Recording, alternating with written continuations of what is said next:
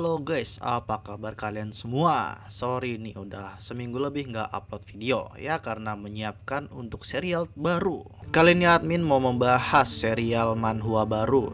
Nggak baru sih tapi ya keren aja sih. Keren tapi underrated ya. Nggak banyak orang yang tahu. Judulnya itu Eternal Club ya. Bagi yang sudah lama subscribe pasti pernah admin post ya. Udah lama nggak tahu berapa bulan yang lalu. Nggak pakai lama-lama, langsung sajalah. Enjoy this story. Waktu lebih berharga daripada emas, hanya satu kalimat yang mendeskripsikan serial cerita ini. Mengkisahkan pemuda yang bernama Chen Li. Dia adalah pemuda biasa yang hidup di kota besar. Tidak ada yang spesial darinya, tapi pada suatu hari, dia mendapatkan kekuatan misterius, yaitu kemampuan untuk memanipulasi waktu, seperti mempercepat dan memperlambat. Tak hanya itu, dia juga bisa memanipulasi waktu yang dimiliki orang lain, bisa menambahkan dan mengurangi. Dengan kekuatan ini, Chen Li berambisi untuk menguasai dunia dari balik layar. Dan saat ini, dia sedang mengunjungi mansion kediaman Rong Yiyou, yaitu merupakan orang besar yang sangat berpengaruh di negara ini. Namun kali ini Pak Tua itu terlihat akan menghadap Yang Maha Kuasa. Tanpa pikir panjang, Chen Li langsung memasuki mansion itu terang-terangan, tak peduli dengan pengawal bersenjata yang siap menghabisinya. Dia langsung masuk ke kamar Rong Yiyou dan mengspoiler umur Pak Tua itu hanya tersisa 13 menit. Setelah memperkenalkan diri, tujuan Chen Li ini adalah untuk menjual waktu. Flashback ke 10 hari yang lalu, Chen Li masihlah seorang pemuda biasa-biasa saja yang sedang berjuang menghadapi kerasnya kehidupan di kota besar. Walaupun dia mempunyai ambisi yang besar, namun nyatanya dia sadar bahwa dirinya adalah semut di kota metropolitan ini. Dia bukanlah karakter utama dalam kehidupan ini, hampir hilang harapannya.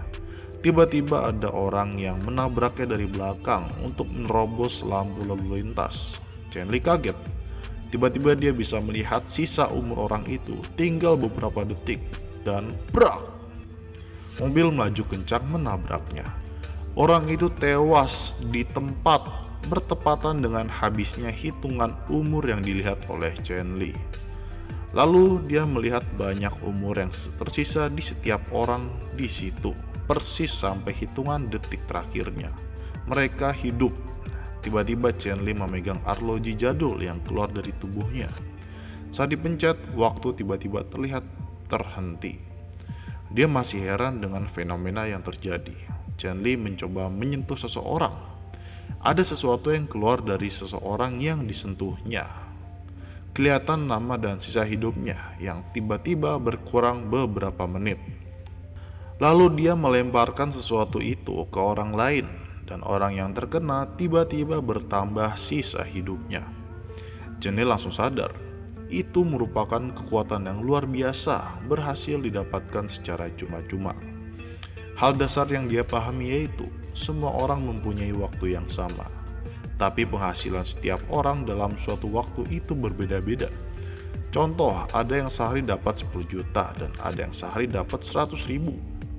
Seketika itu, dia berambisi untuk menguasai dunia dari balik bayang dengan menjual waktu kepada para tokoh-tokoh dunia. Di kosannya, dia langsung mencatat rencana ke depannya.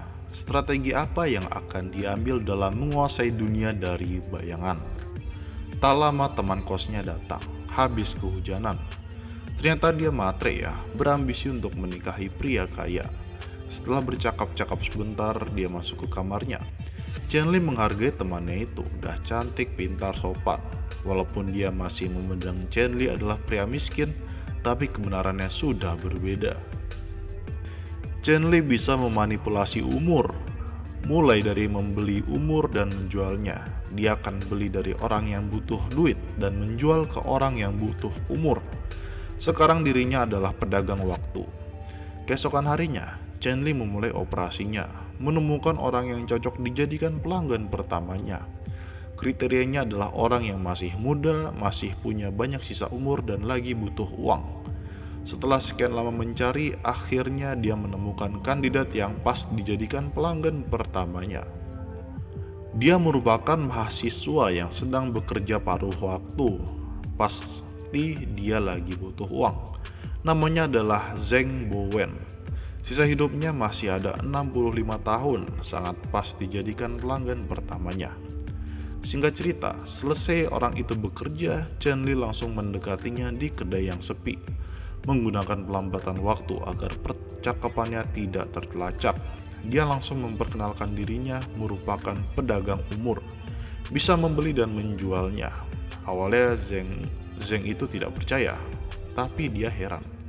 Kok Chen Li ini bisa tahu namanya? Langsung diperlihatkan nama dan sisa umurnya. Chen Li menawarkan Zheng agar umurnya dijual. Zheng mulai tertarik, tapi harganya berapa? Chen Li menjelaskan kalau harga umur berbeda-beda tergantung dengan seberapa produktif orang itu dalam setahun. Mengingat Zheng hanyalah mahasiswa, jadi perkiraannya selama setahun berharga 300.000. Entah mata uangnya apa, mungkin ini yuan ya. Melihat tawaran yang sangat menggiurkan itu, Zheng gak tahan ya kan. Siapa sih yang gak bisa nahan buat dapet 300.000 yuan seketika? Setelah memikirkan panjang lebar, akhirnya Zheng ini tergoda dengan rayuan itu. Dia menandatangani kontrak jual belinya. 1 tahun umurnya hilang, dibayar dengan 300.000 yuan. Setelah menandatangani kontraknya, umur Zheng langsung berkurang 1 tahun. Transaksi berhasil. Lalu Chen Li memberikan bisnis cardnya.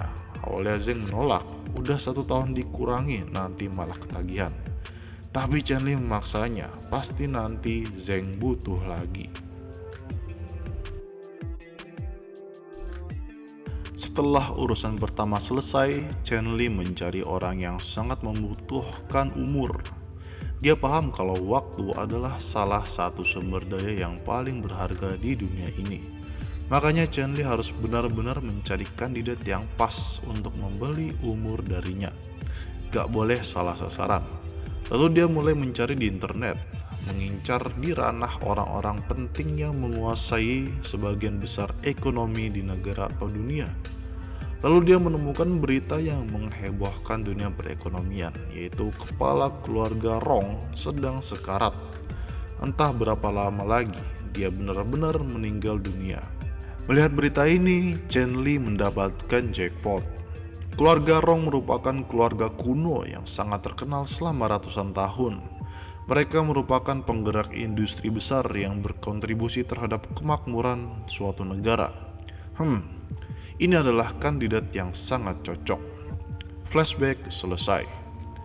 Tetua keluarga Rong ini sudah tanda-tanda mendekati ajalnya, tapi dia belum mau mati dulu. Masih banyak rencana yang belum terlaksana di masa depan, dan keluarga Rong masih membutuhkannya. Di tengah keputusasaannya itu, dia melihat ada Chen Li di depannya yang menawarkan waktu. Semua orang di situ nggak percaya perkataan Chen Li. Masa sih waktu bisa dijual? Tapi mau nggak mau, mereka itu sudah melihat kekuatan Chen Li bisa menghentikan waktu di sekelilingnya. Waktu 1 tahun seharga setengah penghasilan orang yang membelinya selama setahun. Jika dilihat orang ini ya adalah miliarder ya. Jadi berapa dah harganya? Nggak tahu. Walaupun ada yang menentang karena sangat mahal, tapi ya intinya ente butuh nggak? Tetua itu bernama Rong Yiyou. Dia nggak pakai lama, langsung menerima tawaran dari Chen Li untuk membeli waktu selama 1 tahun. Kontrak pun ditandatangani. Umur tetua itu langsung bertambah selama setahun. Dan tubuhnya menjadi bugar seperti waktu setahun yang lalu. Transaksi pun selesai. Selesai membeli waktu, tetua itu merasa dirinya penuh vitalitas walaupun umurnya hampir 1 abad. Gak pakai banyak omong, Chen Li langsung pergi meninggalkan mereka dan meninggalkan selembar kertas yang berisi nomor rekeningnya. Tetua itu mengingatkan kepada semuanya yang ada di situ agar kejadian ini dirahasiakan dari siapapun dan jangan pernah memusuhi Chen Li ke depannya. Dan segera mentransfer uang ke akun bank yang ditinggalkan Chen Li seutuhnya. Jangan terlewat 1 sen pun. Selepas kepergian Chen Li, Tetua Rong sangat mengagumi Chen Li ini. Menurutnya dia ini seperti dewa. Seperginya dari kediaman keluarga Rong, Chen Li berhasil melakukan transaksi untuk pertama kalinya berjalan dengan lancar. Untuk kedepannya pasti akan banyak pelanggan yang bertransaksi dengannya. Jika hanya Chen Li sendiri pasti akan kesulitan, jadi sistem harus dibuat. Untuk membuat sistemnya, maka Chen Li berencana mendirikan Eternal Club, seperti judul serial ini ya. Di dalamnya berisi orang-orang yang berpengaruh di berbagai macam bidang di dunia ini. Dengan kata lain, ini grup para elit. Dan Chen Li berada di hierarki teratas. Apapun yang dia inginkan, seluruh anggota dapat diperintahnya. Mau itu presiden, konglomerat, ilmuwan jenius, dan lain-lain. Lalu Chen Li juga merancang sistem keanggotaan dalam klub itu berdasarkan jumlah kekayaan yang dimiliki setiap anggotanya. Ada 9 level, mulai dari level 1 yaitu orang dengan aset sebanyak 10 juta, lalu level 2 dengan aset 100 juta, dan seterusnya. Dan jumlah umur yang bisa dibeli juga berbeda setiap levelnya. Level 1 bisa beli umur 1 tahun, level 2 bisa 3 tahun, level 3 bisa 5 tahun, dan seterusnya. Dan struktur organisasinya ada presiden, di bawahnya ada tim manajerial eksekutif yang isinya 1 ketua, wakil ketua, dan sekretaris. Dan ada 10 perwakilan anggota. Dengan begitu, Eternal Club akan menjadi organisasi yang paling mengerikan dan misterius di dunia ini. Dan Chen Li adalah otoritas tertinggi dari organisasi itu. Dalam pembangunannya, Chen Li membutuhkan orang yang benar-benar bisa dipercaya, jadi dia akan mencari mereka terlebih dahulu. Tiba-tiba ada supir taksi yang menawarkan tumpangan. Dilihat nama dan umurnya masih tersisa 13 tahun lagi. Patwa ini terlihat sedang banting tulang mencari nafkah untuk keluarganya. Lalu notifikasi handphone berbunyi. Ternyata Tetua Rong sudah mentransfer uangnya sebanyak 100 juta yuan. Kalau dirupiahkan sekitar seginilah. Seperti yang diharapkan dari keluarga konglomerat ini. Lalu tiba-tiba supir taksi ini mendapat telepon darurat dan mengharuskan dia pergi ke rumah sakit. Chen Li merasa kasihan melihatnya. Patwa itu juga menceritakan dirinya yang lagi kekurangan uang. Chen Li mah ngikut aja ke rumah sakit. Pas sudah sampai, Chen Li menghilang dan meninggalkan segepok uang dalam taksi. Selain ngasih tip, dia juga meninggalkan nomor HP-nya serta menawarkan jika butuh bantuan. Chen Li pergi dan bersembunyi di dalam gang dekat situ. Dia melihat ada gelandangan yang terluka tangannya. Dia menyinggolnya sambil melepas kertas yang ada di tangannya. Pas dilihat ternyata itu adalah laporan diagnosis. Chen Li merasa dia adalah orang yang tepat. Di kosannya, Chen Li mendapati temannya tepar di sofa. Kelihatannya habis party nih anak. Di kamarnya, Chen Li langsung merancang sistem dari organisasinya. Kali ini merancang kartu nama dulu agar benar-benar terlihat anonimus. Lalu merancang karyawan dan kontrak aturannya, kurang lebih seperti ini. Eternal Club harus segera dibentuk. Oke guys, gimana menurut kalian?